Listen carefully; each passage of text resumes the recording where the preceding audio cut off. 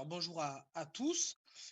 D'habitude, je présente que le rapport sportif jeune, mais je vais cette année remplacer JB. Je vais essayer de faire aussi bien que lui. Il m'a préparé un petit truc, donc je vais pouvoir vous lire le rapport sportif chez les adultes. Donc on passe directement sur les équipes. Malgré la Covid-19, on a réussi à faire quelques compétitions. Donc, on a pu avoir l'équipe plus 35 ans en capitaine Éric Lacrampe, qui finit troisième de la poule en régional 3 et qui se maintient. On a en équipe plus 45 ans l'équipe de Bruno Lassu, qui finit deuxième de la poule en régional 2 et qui se maintient également en régional 2. Et puis en équipe plus 55 ans, avec notre capitaine JB, qui finit première et qui finit même finaliste en Régional 1, qui monte pour la division qualificative au championnat de France. Donc bravo à eux. En Coupe d'hiver, on a réussi à avoir un titre chez les femmes en division 2 en capitaine Stéphie. Donc elle était composée de Stéphie, Marine, pour qui on a une petite pensée, qui est blessée déjà bientôt presque depuis 6 mois. Donc on lui souhaite un bon rétablissement. Et Caroline Baraga, qui donc ont gagné la compétition. En Coupe d'hiver, deuxième division, messieurs, mené par Christophe en capitaine, qui finit 4e sur 6 de la poule. Et puis en Coupe d'hiver, troisième division, menée par Damien Cataneo, l'équipe 3, première de la poule, et qui s'incline en demi-finale. Chez les Quinca, l'équipe 1 en plus 50 ans, avec Jacques en capitaine qui finit 5e sur 5. Bravo Jacques, bon capitaine, hein, qui finit 5e de la poule, donc qui ne se qualifie pas. Et on a l'équipe 2 amenée par Régis, qui finit première de la poule et qui s'incline en 8e de finale. Ensuite, en Coupe d'hiver, troisième série, en double uniquement. On a eu le titre chez les filles, qui était mené donc par Stéphie et Caroline, qui gagnent la compétition. Et on a eu aussi un titre chez les garçons, troisième série, avec Axel capitaine et Loïc. Loïc, pour qui aussi on a une petite pensée, qui devait faire un emploi civique cette année avec nous, mais avec le contexte, c'est compliqué. Chez les messieurs, la deuxième équipe, Pascal et Thierry qui s'inclinent en quart de finale. Et la troisième équipe, Eddy et Régis qui s'inclinent en 16e. Tout ça parce que Régis n'a pas assez bien travaillé sa volée. Au printemps, en championnat Ligue Senior, on avait 2 équipes dames et 5 équipes messieurs. Le problème, vous le connaissez, c'est que toutes les compétitions ont été annulées à partir du mois de mars.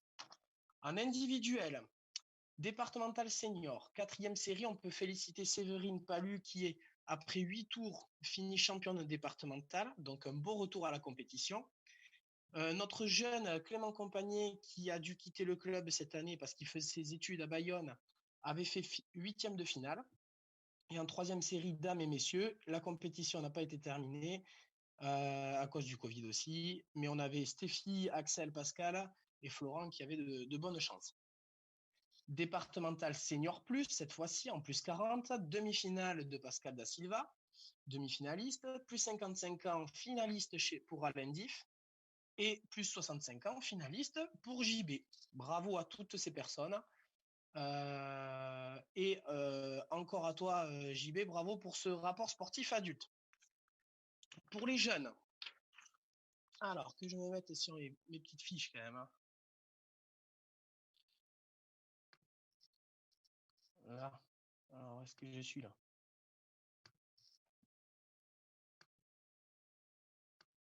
Pourquoi je ne me retrouve plus là?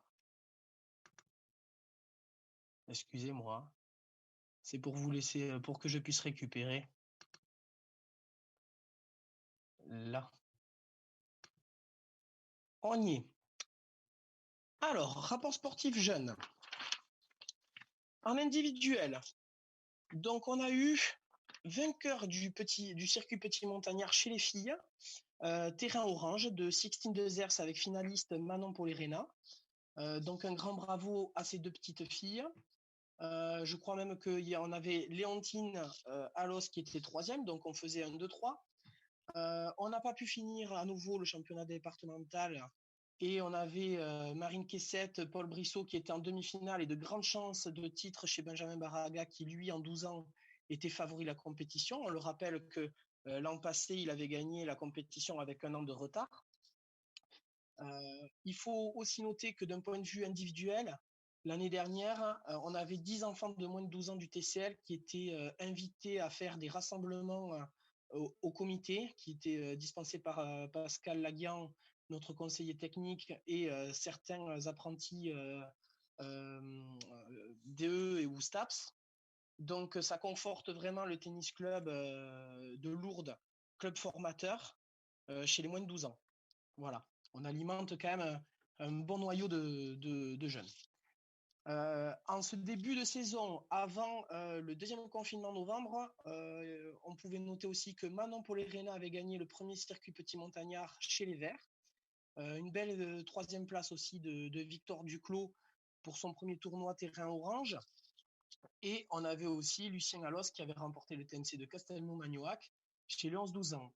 Il faut savoir qu'après toutes les autres compétitions, notamment le tournoi d'Azerex au Sein, qui était le deuxième tournoi, n'a pas pu se terminer. Donc, on était déjà pas trop mal représenté chez les jeunes. En équipe, on a eu un joli titre champion départemental chez les filles en 13-14 ans deuxième division. L'équipe était composée de Bérénice Dupasquier, Noélie Coste et Julie Abadi. Une finale qui a été reportée pour nos 8 ans niveau orange, qui était composée de Fanny Carazé, Léontine Los, Manon Polérena et Sixtine Dezers avec de grandes chances de victoire. Et après, tous les autres championnats ont été reportés. Alors, je vais vous faire un petit bilan aussi sur l'école de tennis. Alors, l'école de tennis, avant le confinement de novembre, on était à 106, mais les chiffres ont un peu changé. On est cette année à 102 jeunes, contre 99 en 2019-2020. Donc, pour cette année, nous sommes à 102 jeunes. Donc, on a une légère augmentation. Il faut savoir qu'on avait perdu 26 licenciés, donc du coup, on en a recruté. Soit un taux de fidélisation jeune qui se situe entre 75 et 80% contre 68% l'année passée. Donc on est en bonne hausse, autant chez les fidélisations, autant une très légère hausse par contre en effectif, puisqu'on a fait plus 3. Par contre, on peut noter quand même que nous avons 24 enfants qui prennent la formule 2 fois 1 heure en école de tennis contre 9 l'an passé. Ce qui veut dire qu'on a plus 18 personnes qui sont dans ce créneau-là. Pour expliquer en gros un petit peu, c'est comme si nous avions une école de tennis à 117 enfants, puisqu'on comble donc 117 créneaux d'école de tennis et non pas 102 comme les effectifs peuvent le laisser désirer. Laisser penser, pardon. Un petit mot sur la formation. C'est vrai que le TCL reste encore une fois l'un des clubs des plus importants dans le département, même au niveau régional. Il est vrai que le tournoi des Aiglons, ça lui apporte quand même une reconnaissance interrégionale.